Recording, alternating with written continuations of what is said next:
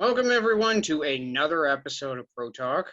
Wesley Woods here, Justin Minkley. We have a two-part series this week.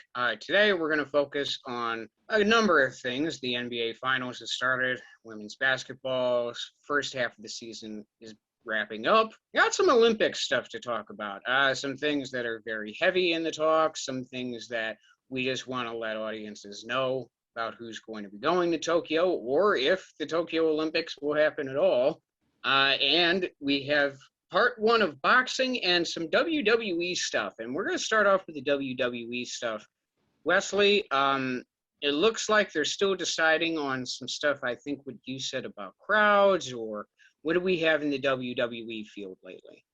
Well, I think they actually confirmed it. I think next week is the start of crowds coming back. It was next week or like next Friday specifically, something like that. But crowds are back on their way. I just wanted to give, try to see, like, do you think that with crowds coming back and the complaints about the product and everything, do you feel that's going to make any difference to the way it's been portrayed? Or do you feel that it's just straight up WWE just stuck in their ways no matter what? Well, I think maybe a return of a full crowd could be part of it, especially like when you hear them, booing or cheering or something. But I think the WWE is really stuck in their ways right now. And let's be honest, you don't have the toggling that you had with Vince McMahon 20-some years ago. I think it's safe to say the WWE is just a little bland right now. Very predictable. Right.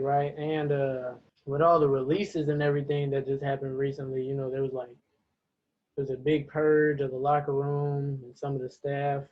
Do you feel that that had in part to do with, well, obviously it was revenue, but do you feel with more crowds coming back, and if they can get, solid returns on investments with the crowd, do you see them bringing some people back, or do you still think they're gonna be conservative about who they sign?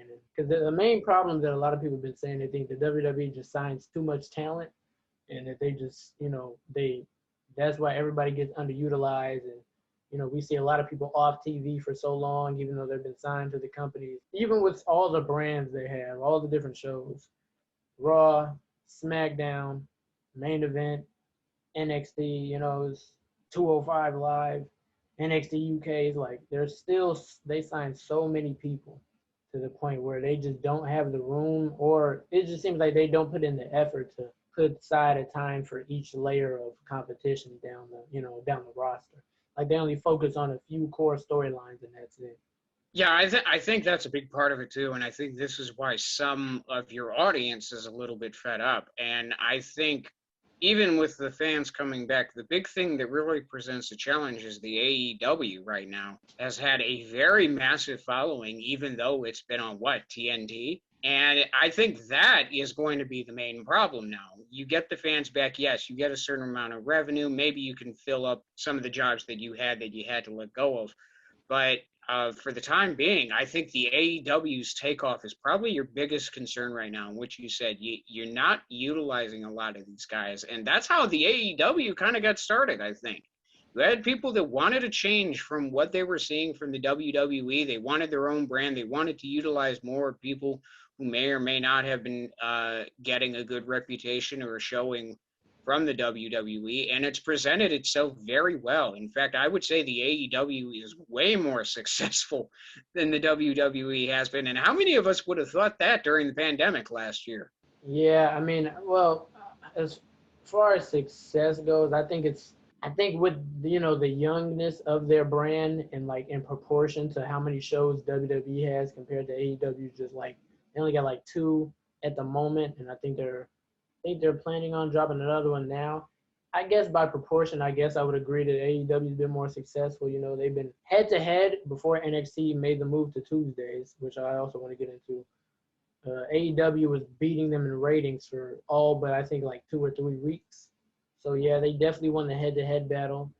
WWE pretty much conceded by making the move with NXT to Tuesday. And even with that move, and with NXT undoubtedly being WWE's best show quality-wise, they still have the least amount of ratings. They're still not cracking 1 million, every week. They're still not beating AEW's in numbers on the week. What do you think that is a reflection of? Knowing that NXT, which most fans pretty much, acclaim to having pretty solid content, not its peak content that it was at one point, when it was still on the WWE network, but, still good enough to be watchable every week and look forward to the next week. And arguably being the best show of the week altogether, what do you think it shows that they still haven't been able to crack into that next level of viewership? Do you just think it's product oversaturation, or what do you think that's? I'm going to take a different route with this. I think some of it is we're out of the golden generation of what we saw from that type of entertainment. And think about it as this. When we were kids, who did we grow up with? Stone Cold Steve Austin, Dwayne Johnson. The Undertaker basically retired recently. Batista was a big name. I mean, you have so many guys and women too that Right. you could remember watching, and that's what drew ratings in. That was a very peak moment for the WWE. And now that that generation's gone, you can tell that the WWE doesn't really have a plan. Now, part of it I mentioned was you had Vince McMahon. He was able to shake things up. I think that was a big part of it too, and how a lot of us grew into this.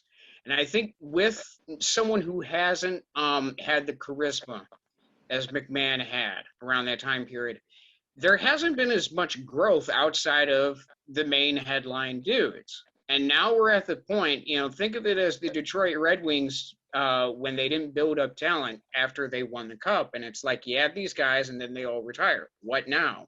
You basically got to build the product up again. And it sucks because it's like, they're making this really competitive. They're having some really good events, but they're not cracking in the millions of viewers anymore. Right.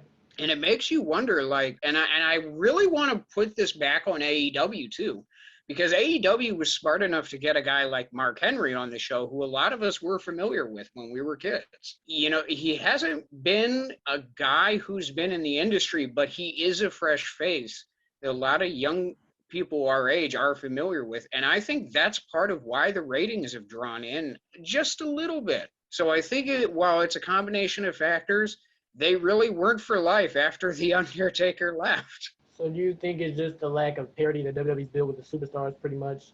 Because when you look at all the brands, like you look at let's just use the championship pictures, for example. I mean, Roman Reigns, main guy, he stayed with the belt. Just recently, Bobby Lashley finally has gotten, his shine to be WWE champion. But if you look at, his first three title defenses, all Drew McIntyre involvement. So it's like it takes them a while to give you fresh opponents for your guys. Four horsewomen are pretty much always world champion. They finally, they brought up Rhea and Bianca Belair from NXT. They finally have the titles now. They're enjoying their first reigns on the main roster. Rey Mysterio and his son tag team champions. Do you feel like WWE is at least moving in a new direction, or do you feel that they're still just kind of focusing too much attention on like maybe run? Because you ask people right now, the best program involves like Roman Reigns. Most would say, and what they're doing with his character, that they've been begging for 3 years to make him a bad guy, this and that, and now they've finally done it. But that's kind of the only thing people are talking about. So do you think that's a major problem, that they're only giving attention to one or two people and not spreading, like you said, the character storyline? Yeah, I think that's a big part of it, but I think a big part of it also is how many of these guys really are appealing to the audience. Part of it is you can't force some of these characters on. I think some of it just genuinely has to grow on. But it does make you wonder, like you said, are they moving in a new direction, or is it, the lack of the actual faces and that coming in? And it's like, it's kind of both. The WWE has not been able to adapt to certain things the way we would have thought they would have been able to do. It's kind of shown through some of the content and some of the talent that they have right now. Like, they should be doing much more than what they are with what they're working with, but they didn't really prepare for life well after some of these guys. And like you said, Bobby Lashley needs a really great quality opponent to defend his title. Well, 10, 15. His next opponent is Kofi Kingston, which would be a good change of pace.